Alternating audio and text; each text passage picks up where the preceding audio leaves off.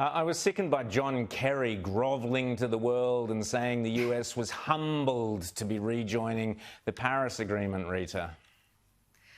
Oh, John Kerry, really, he is one of the great climate hypocrites. As a man who's got a private jet, fleet of cars, and you know, but he talks the talk. And this is a man who has failed so spectacularly. We've played on this program the clip from him back in 2016, yes. talking about how peace in the Middle East wasn't possible unless you had the Palestinians on board and participating. You couldn't hope to have peace between Israel and other nations in the Middle East without the Palestinians' cooperation. Of course, the Trump administration showed that to be an utter lie.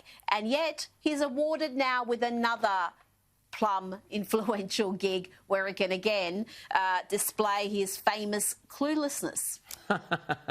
Well, the new Secretary of State, Anthony Blinken, has come out and he's actually echoed what Mike Pompeo said before about China and something that we've gone on here. And Rita, you've been particularly strong on the persecution of the Uyghur people.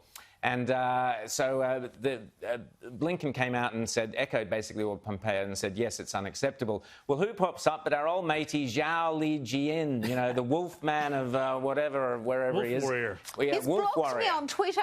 He's blocked me. You. I'm devastated. Well, he came, this is the bloke who's always having a crack at Australia whenever there he is.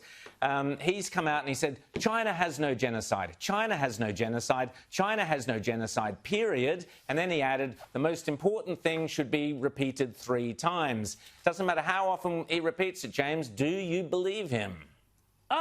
Let me have a little think about that, Rowan. I'm going to say no, no, and no, and I'm going to repeat that 3 times because, you know, this guy Zhao Lijian and his whole cadre of wolf warrior diplomats that are out there stirring a pot everywhere around the world, they're doing so much damage to Chinese global relations. Now, the thing that I can never figure out, you know, China has a great desire, as we know, to be the world's leading superpower. They want to remake the global order in their own interests and according to their own rules and so on.